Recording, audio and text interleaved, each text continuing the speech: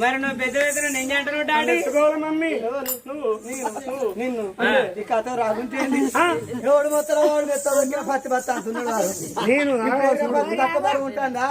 అది వాడు తడిచి పత్తి అది ఒక్కసారి తెల్ల సంచలు ఆడుతున్నారు నిన్నెవడు మొత్తారా మెత్త వచ్చిన పత్తి పత్త నువ్వు నన్ను ఎవరెత్తుకుంటారా నిన్ను అభిజ నిన్ను నేను పోయినా సాధన అయితే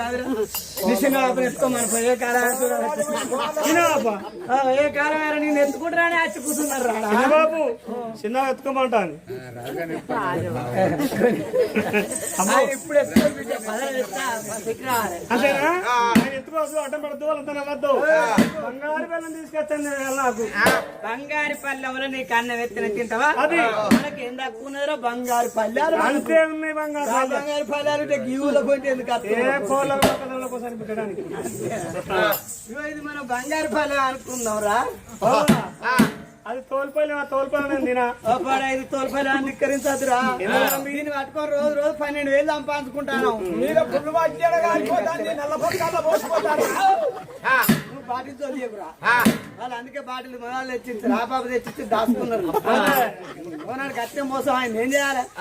ఇక్కడ మురుగెక్కడ కథ విన వాళ్ళు బాటిల్ ఇచ్చారు మొదలు ఆశతో తిరమరాజు దాన్ని పోయి ఆటోలో దాచుకుంటే 12 గంటల వరకు సుత్తి ఎవడో తాగినట్టు ఏం చేస్తాం మరి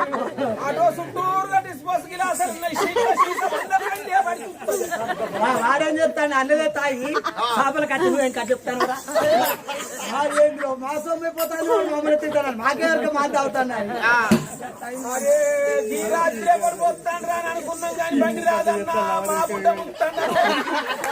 ఇప్పుడు ఎక్కడ పెట్టిల్లు మరి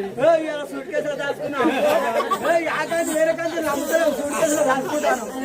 అది పోతే మళ్ళీ లక్ష